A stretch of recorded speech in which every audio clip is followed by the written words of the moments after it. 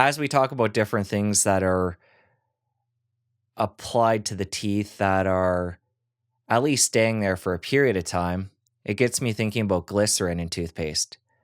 And I don't know if this is fact or fiction, but I've heard that when toothpaste has that in it, it's actually clogging up the teeth and not allowing the fact that they're porous to do what they need to do. Right. So is that something we So need to be that, aware of and avoid, or what do you think? yeah, it's important to talk about all this, and it's a I don't want to call it a rumor. It is something you see on the web. It has one source. I forget his name. It was a professor from Purdue in Indiana, great university. Not sure what his background was. It wasn't in microbiome or in dentistry. It was some other area, chemistry or something. He had a PhD.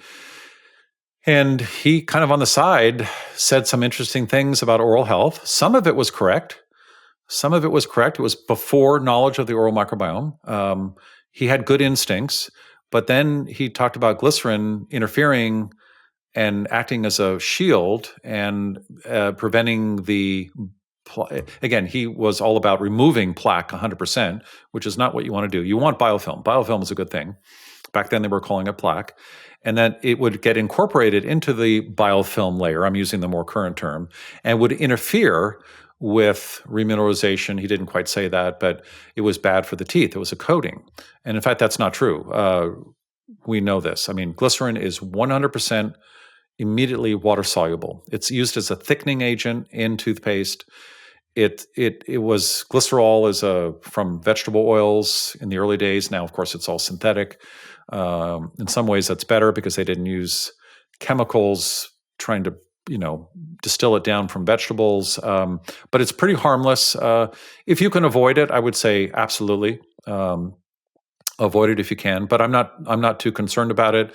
I've done a podcast episode on that. This gentleman retired to Arizona. He has like a little manual, and in that manual, it's 10 pages, handwritten, I think, or old typewriter face. You can find it on the web. I have scoured the planet for data on glycerin, glycerol, in all areas, whether it's shampoo or anything like that. And the stuff he says about glycerin is not true. And again, he has no scientific data on it, and he has no studies on it. So I don't want to diss him. He said some very interesting things. But this was a professor that had a different background that on the side probably had some dental issues. And he was kind of a interesting guy that had some ideas, and he came up with some interesting concepts, but this is not scientifically based, and you don't have to worry about glycerin. If you enjoyed that clip, press here for the full episode. I'll see you over there.